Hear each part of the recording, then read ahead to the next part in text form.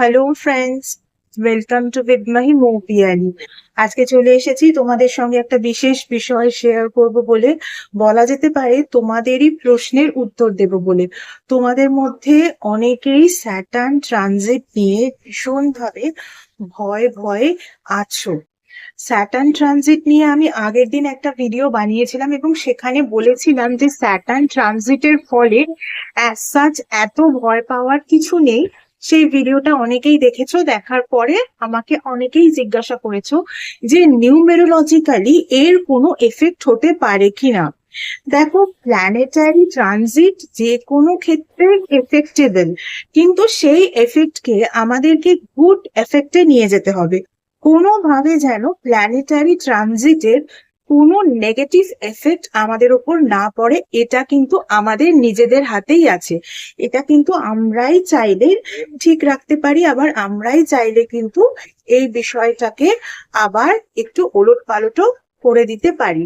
গত 5 দিন ধরে আমি মূলাঙ্ক 1, 2, 3, 4, 5-এর জন্য স্যাটার্ন ট্রানজিট কি কি এফেক্ট এনে দিতে পারে এবং তার কিছু রেমেডিস শেয়ার করে নিয়েছি। আজকে যাদের মূলাঙ্ক 6 তাদের জন্য এই স্যাটার্ন ট্রানজিট কি এফেক্ট এনে দিতে পারে এবং তার কিছু রেমেডিস শেয়ার করে নেব। মূলাঙ্ক 6, কাদের কাদের মূলাঙ্ক 6? যাদের জন্ম যে কোনো মাসের 6 তারিখে, 15 তারিখে কিংবা 24 তারিখে, তাদের মূলাঙ্ক 6। মূলাঙ্ক 6-এর জন্য এই ট্রানজিট একটা মিশ্র প্রতিক্রিয়া বা মিশ্র প্রভাব নিয়ে আসবে। এই সময় তোমাদের কিন্তু অনেক অপরচুনিটিস আসবে টাকা পয়সা উপার্জন করার, সঙ্গে সঙ্গে কিন্তু তোমাদের মধ্যে একটা টেন্ডেন্সিও বেড়ে যাবে প্রচুর টাকা পয়সাকে খরচ করার। এই সময় তোমাকে মেনটেন করে চলতে হবে 4S ফর্মুলা। 4S ফর্মুলাটা কি? ফার্স্ট এস হচ্ছে স্মার্টনেস। স্মার্টনেস মানে কিন্তু এই কথাবার্তা, চাল চলন, এইসব বাহ্যিক স্মার্টনেস শুধু নয়। এই যে এত টাকা পয়সা ইনকাম করার অপরচুনিটি তুমি পাচ্ছ, টাকা পয়সা ইনকাম করছো, সেই টাকা পয়সাগুলোকে কিন্তু তোমাকে স্মার্টলি ইনভেস্ট করতে হবে, যাতে আগামী 2.5 বছর পর তুমি বুঝতে পারো যে তুমি যেটা ইনভেস্ট করেছো, তুমি যেটা ইনকাম করেছো, তুমি সেটাকে এমন কাজে ইনভেস্ট করেছো যেটা আখিরে তোমাকে লাভবান করেছে। তাই স্মার্টনেসের সঙ্গে কিন্তু টাকা পয়সাকে খরচা করতে হবে। টাকা পয়সাকে কিন্তু এই সময় তোমার বন্ধু বানিয়ে নিতে হবে। এরপর সেকেন্ড এসটা হচ্ছে সেলফ ডিসিপ্লিন। সেলফ ডিসিপ্লিনটা কিভাবে তুমি রাখবে? তোমাকে তোমার লক্ষ্যটাকে স্থির করতে হবে। তোমার লক্ষ্য কিন্তু এদিক ওদিক গেলে হবে না। ঠিক যেভাবে দেখবে রাস্তা দিয়ে যখন ঘোড়া যায়, ঘোড়াকে দুদিক থেকে না এরকম চোখটাকে ঢেকে দেওয়া হয় যাতে তার লক্ষ্যটা একদিকেই থাকে, রাস্তার দিকেই থাকে এবং সোজা থাকে। ঠিক তেমনই তোমাকেও কিন্তু সোজা তাকিয়ে এগিয়ে চলতে হবে। এদিক ওদিক তাকালে কিন্তু সমস্যা আছে। অর্থাৎ রিলেশনশিপের ক্ষেত্রে তোমার যে পার্টনারের সঙ্গে তুমি কানেক্টেড, সেই পার্টনারকে নিয়ে খুশি থাকার চেষ্টা করো। যেই তুমি এদিক ওদিক দেখার চেষ্টা করবে, তাহলেই কিন্তু তোমার সম্পর্ক তো যাবেই, পরবর্তীতেও কোনো সম্পর্ক আবার নতুন করে তৈরি হবে কিনা সেখানেও কিন্তু একটা কোয়েশ্চেন মার্ক এসে যাবে। কারণ স্যাটার্ন কিন্তু অবশ্যই সৎ থাকার কথা বলেন, আর যে সৎ থাকে তাকে কিন্তু রিওয়ার্ডও দেয়, আর যে অসৎ থাকে তাকে আর কি বলবো বলো।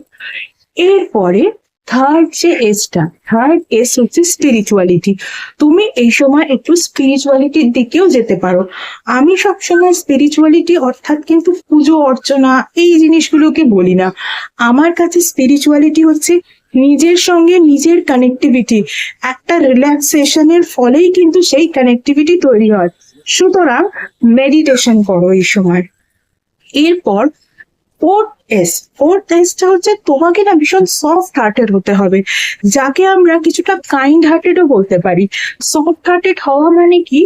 সবার সঙ্গে তুমি সফট বিহেভ করবে। যে তোমাকে 5টা বাজে কথা বলে যাবে তার সঙ্গেও কি তুমি সফট হার্টেড বিহেভ করবে? Not like that.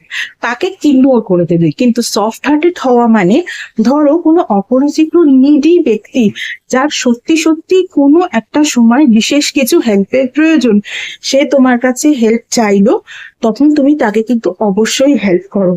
স্যাটার্ন কিন্তু সবসময় দেখেন যে তুমি অরিজিনালি অ্যাকচুয়ালি নিডি পার্সনকে হেল্প করছো কিনা, তাহলেও কিন্তু স্যাটার্নের আশীর্বাদ অতি সহজেই তুমি পেয়ে যেতে পারবে। সুতরাং এই 2.5 বছর কিন্তু একদম নিজের কাজের দিক থেকে সৎ থাকো, সফট হার্টেড থাকো, আর তার সঙ্গে সঙ্গে স্মার্টলি নিজের ইনভেস্টমেন্ট গুলোকে করো। আর একটু আধটু পারলে স্পিরিচুয়ালিটি সঙ্গে নিজেকে কানেক্ট করাও। তাহলে বুঝতে পারলে তো 4S ফর্মুলাটা কি? ফার্স্ট হচ্ছে স্মার্টনেস, তোমাকে স্মার্টনেসের সঙ্গে তোমার টাকা পয়সাকে ইনভেস্ট করতে হবে। সেকেন্ড S সেটা হচ্ছে সেলফ ডিসিপ্লিন রাখতে হবে, মানে নিজের ফোকাস নিজের লক্ষ্যকে একদিকেই রাখতে হবে, এদিক ওদিক করলে চলবে না, মেইনলি রিলেশনশিপের ক্ষেত্রে। থার্ড S হচ্ছে স্পিরিচুয়ালি নিজেকে একটু কানেক্ট করার চেষ্টা করতে হবে। আর 4S হচ্ছে সফট হার্টেড হয়ে থাকতে হবে।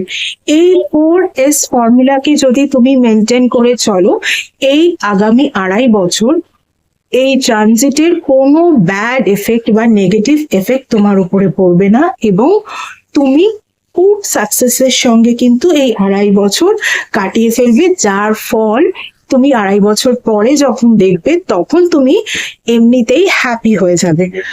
এছাড়া কেউ যদি আমার থেকে পার্সোনাল কনসালটেশন নিতে চাও রিগার্ডিং নিউমেরোলজি, বাস্তু, astrology, crystal healing, taro reading, effective remedies, name correction, mobile number correction, তাহলে কিন্তু স্ক্রিনে যে ইমেল আইডিটা তোমরা দেখতে পাচ্ছ সেই ইমেল আইডিতে অবশ্যই তোমরা মেল করো অ্যাপয়েন্টমেন্ট বুক করার জন্য। গত 1 বছর ধরে তোমরা যেভাবে আমার ফেসবুক পেজটাকে লাইক, ফলো, শেয়ার করেছো, তোমাদের বন্ধুদেরকে আমার পেজে ইনভাইট করেছো, শুধু তাই নয় তাদের বন্ধুদেরকেও ইনভাইট করে নিতে বলেছো, এছাড়াও আমার ভিডিওস গুলোকে শেয়ার করেছো, ঠিক একইভাবে আমার ইউটিউব চ্যানেলটাকে কিন্তু সাবস্ক্রাইব করতে হবে, পাশে থাকা বেল আইকনটাকে ক্লিক করতে হবে, তোমাদের বন্ধুদেরও বলতে হবে আমার চ্যানেলটাকে সাবস্ক্রাইব করে নেওয়ার জন্য, যাতে তারাও ভেরি ইজিলি এই রেমিডিস গুলোকে পেয়ে যায় এবং নিজেদের জীবনে অ্যাপ্লাই করতে পারে। চলো আজকের মতো এইটুকুই, আবার অন্য কোনো ভিডিওতে তোমাদের সঙ্গে দেখা হবে। Tata, thank you so much.